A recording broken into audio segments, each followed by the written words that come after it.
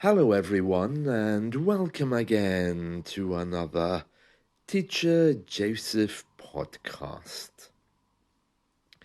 Today, I'd like to explain that in the UK, we use the word pharmacy and chemist interchangeably. It would be very, very common for someone to come to you and say, "Excuse me, can you tell me where the chemist is, please? Where's the nearest chemist?" And by asking this, they're looking for a pharmacy. Now, we use this word a lot, okay? So some people might even say that we use the word chemist more than we use the word pharmacy. And certainly in the UK, amongst native speakers, it would be the word chemist that we use.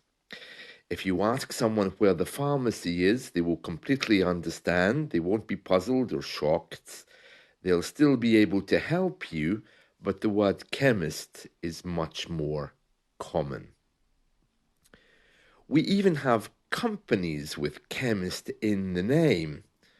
One of our major high street retailers, which is a chain of pharmacies, is called Boots the Chemist. That's its name. So that shows how much we use and respect the word chemist in our culture. I think the word pharmacy for some people is just a little bit too medical, and the word chemist has a much wider idea. Up until the 1950s, of last century. Oh, it makes me feel old when I say that.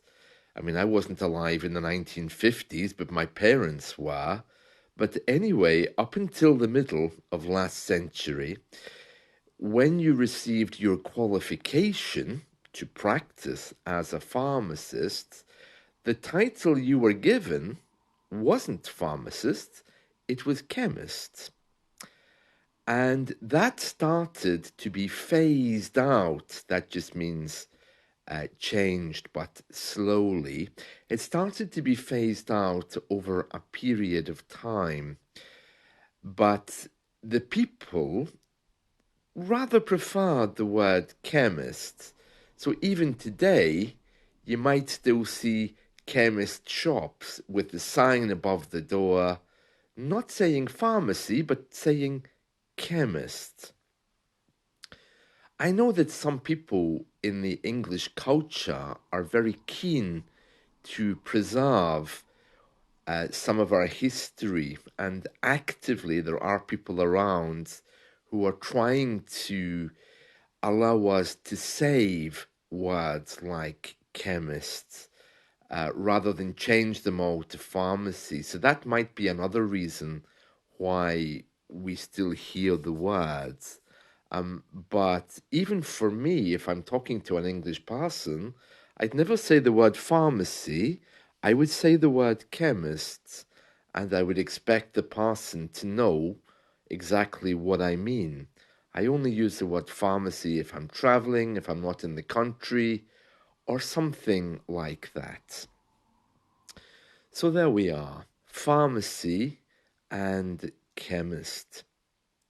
Another thing I want to tell you about chemists is that when I was a little boy in the 1980s, if you went to a chemist or a pharmacy, as we just discussed, um, you went there to have your photographs developed, not to pick up medication. And I think the reason for that is because chemists were incredibly local, and they realized that because they had chemicals, of course, they were able to diversify what they were selling. And by doing that, they could offer two services. So before the internet came, it was very, very common for pharmacies to offer photographic services.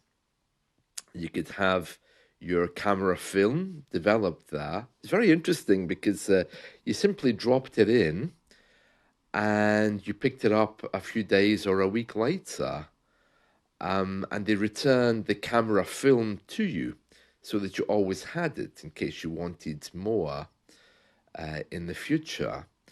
The weird thing, though, about getting your photographs developed at the chemist was that if you'd been on holiday, if any of your photos were a little bit, let's say, revealing, okay, maybe the woman was revealing too much of her body, or if the man was revealing too much of his, or if perhaps there was nudity or a sexual pose, those photos simply weren't returned to you.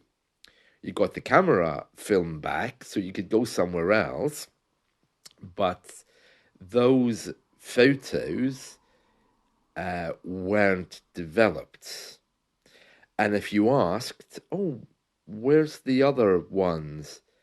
They might tell you, oh, no, we couldn't develop those. There was some problem, yes, with your film. Or they might tell you, oh, no idea, don't know, but you can try to have them done again somewhere else if you want. They didn't tell you why, but you didn't get back any which they felt were inappropriate. It was very interesting. Now, when the internet came, that was all phased out. Now, I think the last trip I took with a camera with a film inside it was probably my trip to Russia in 2005. And that's the last time I was. Oh, no, wait. That wasn't the last time I was in a pharmacy because I was still using film and a camera with film inside it when I went to Arabia in 2006. So, yeah, it must have been somewhere around that time that the pharmacy stopped developing photographs for us. If you go into the big pharmacies now, they still honor that tradition because they have machines to allow you to print off digital photography. So you can take your camera in there and print a photo. That's a big part of their service if you get into any of the big pharmacies. So that's very interesting. So that's their way of honoring their past, I suppose, and also still trying to diversify. I think the idea was that they had chemicals anyway, so to develop photos was like a good sideline business for them, you know? So yeah, very interesting that. I didn't know exactly when they stopped, but it must have been around 2007, 2008. And now to have a camera film developed, you'd need to send it away somewhere. I mean, there are specialist photography shops around. I suppose it's a service they would offer. But yeah, very interesting. Very interesting. So there we are. So chemists and pharmacies, it's a word that you can use interchangeably if you're talking about the actual shop, the noun, the chemist, and the pharmacy. You might hear some people referring to the man as the chemist as well. Excuse me, is the chemist around? Is the pharmacist around? That's still fairly common. I think the pharmacists all around here, they aren't British. I'm sure there are a lot of British people around who are pharmacists, but the ones where I'm living, they all seem to be Indian, Pakistani, many of them British born, Indian and Pakistanis. I think that's because to be a pharmacist, you can be self employed. So you can choose when you work, where you work. You can work part time in different shops. It gives you a lot of freedom, which suits people with big families, of course. It's interesting. I was in the chemist shop the other day, and I could see the pharmacist uh, was talking to an old lady. She asked to talk to him, and they were having communication troubles. I mean, he was uh, clearly African, and she was local, and I could hear the silence between them. She would say something, there would be a big gap. He would look at her and say, "Sorry, I don't really understand what you're saying."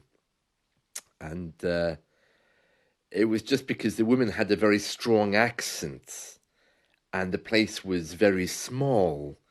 So I could hear both sides of the conversation, and I said, "Excuse me, I didn't mean to listen to the conversation, but she's asking for a special skin cream," and I was able to just help them both get what they want, you know.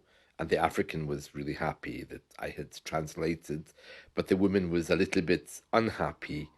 And I said to her, "I'm really sorry. I was just passing by, waiting to be served, and I just wanted to help, you know." And she kind of like smiled and left and everything.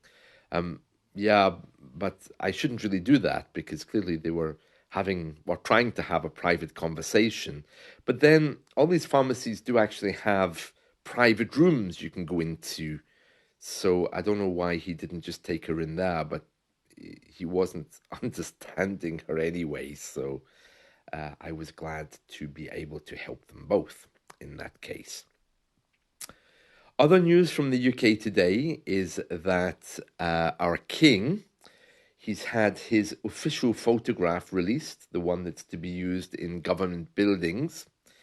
Uh, Here in the UK, we are not obliged to have the king's picture in government buildings. I know that in some countries you must have the picture of your leader in all places which are public. We don't have that, but many of them choose to hang a picture of the king. I tell you, it's not the nicest picture that I've seen of him. I mean, I'm not a big fan of the royals in the first place, but this one really isn't flattering. He has a weird, strange gaze looking at the camera, and of course, he's very old, and he's dressed in a military outfit, and he's kind of looking into the camera with his head to the side, and he's trying to smile. And you know, when our royals try to smile, they really just look evil. So I'm not saying anything bad about him, but this is not the best photograph of him. And they've said that this photo is free to to have. It will be given free to all public institutions. They need it, I think, to display for certain ceremonies, because if you become British, for example, you need to have a picture of the king at that ceremony. I don't know exactly why. I mean, I don't know what they do to you when you become British, but there's always a picture of the monarch there. I think you have to swear allegiance to them. I think that's what it is. So it needs to be there in some government buildings. And if you are a school, you can request to have a framed photo free of charge to hang in the wall of the school. Oh no, I don't think I want this picture anywhere near children. It doesn't look very flattering. It looks like an old man who's staring into the camera rather strangely. So it wouldn't be my first choice of photographs to hang in the house. Strangely, the Queen's photo was always very popular. I mean, again, I wouldn't have a photo of her hanging on the wall. One of my grandmothers did. They had a picture of the Queen hanging on the wall. But oh no, no, not my idea of decor at all. Uh, I think it was my other grandmother that used to say the royals all look like horses because of their teeth, you know. But anyway, that's big news here. And the man who organized the Queen's funeral it seems that he has been banned from driving for life because he was talking on his mobile telephone and then he went through a red light on the traffic system. So the police saw him, they immediately um, issued him with a ban, and he tried to argue with them and say, well, actually, I need my driving license because I'm involved with the coronation of King Charles. But that didn't work. They still took away his license, and he's not allowed to drive anymore. His title was Duke of Norfolk. Norfolk is an area in the UK. I don't know why or how the royals work. I don't know how he became the one that organized the Queen's funeral, but yeah, so he's in big trouble. That's other news from the UK today. So there we are. So just to recap, chemist and pharmacy are the same. Chemist is widely used instead of the word pharmacy. If you ask someone where's the pharmacy, they'll understand, okay? So you don't have to worry, but we rather prefer the word chemist. And that's it from me today. I hope you've enjoyed this. So let's talk again soon. See you. Bye.